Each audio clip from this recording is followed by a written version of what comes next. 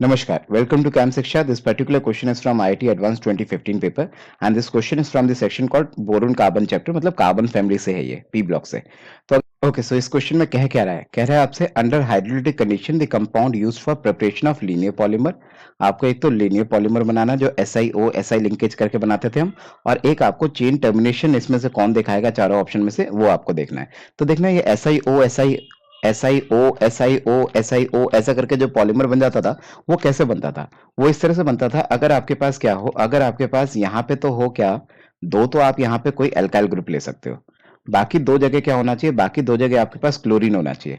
Finally जब आप इसका हाइड्रोलिसिस करते हो तो ऐसा करने से क्या होता है? ऐसा करने से आपके पास एल्काइल ग्रुप तो ऐसे ही रहते हैं, लेकिन जो OH होता है ना दोनों तरफ मतलब जो आपके Cl था वो OH से रिप्लेस हो जाता है। तो ऐसे जब बहुत सारे मॉलिक्यूल एक दूसरे के सामने खड़े हो जाते हैं, तो इस तरह से ये एक दूसरे के सामने खड़े हो जाते हैं और इस तरह से आपका पॉलीमर बन जाता है। कैसे पॉलीमर बन जाता है मैं जल्दी से आपको बना के दिखा देता हूँ। यहाँ पे भी R, यहाँ पे भी R। तो होता है क्या है जब आप पॉलीमराइजेशन करते हो तो यहाँ से ये H2O लॉस करता है, यहाँ से ये मान लो H2O लॉस करता है। तो H2H2O लॉस करने के बाद ये क्या बन जाते हैं? इस तरह से आपके लीनियर पॉलीमर बना देते हैं। तो ये पॉलीमर आपका बन जाता है। अगर मान लो मैं मान के चलूँ कि यहाँ पे N बहुत नंबर ऑफ कंपाउंड्स है, बहुत सारे कंपाउंड्स हैं। तो ऐसा करके डॉट डॉट डॉट बना के हम बोलते हैं ये रिपीट होता जाएगा और इस तरह से OSI फिर से R फिर से ROSI फिर से R फिर से R फिर से O और ये डॉट डॉट डॉट ऐसा चलता ही जाएगा। तो ये चीज आपकी जनरेट हो जाती है। तो मतलब आपसे जो ये कहना चाह रहे हैं लीनियर कौन बनाएगा, तो लीनियर तो आपका कौन कौन बनाएगा इसको मैं अगर मार्क करूं तो ऑप्शन नंबर बी में एक तो ये लीनियर बनाने के चांसेस है, इसके लीनियर बनाने के चांसेस है। ऑप्शन नंबर ए कट गया, यहाँ तो 3 Cl है और ऑप्शन नंबर 4 भी कट गया, यहाँ तो आपके पास क्या है 4 4 Cl है तो ये भी कट गया।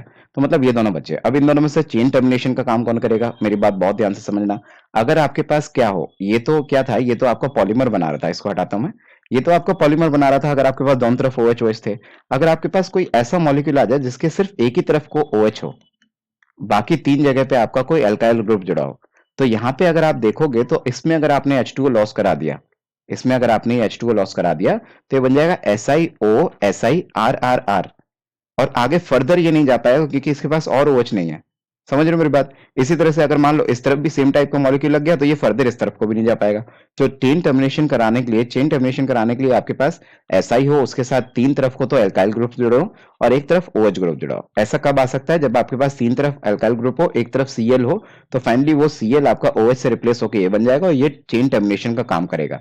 इसका मतलब आपका ये जो ऑप्शन दे रखा था ये ऑप्शन आपका यूजलेस है। ये आपका चेन टर्मिनेशन का काम नहीं करेगा, चेन टर्मिनेशन का काम तो ये करेगा। इट मीन्स की answer for this question must be option number B, not option number C. Okay, so I hope I helped you. Please subscribe Camp Shiksha. Thank you.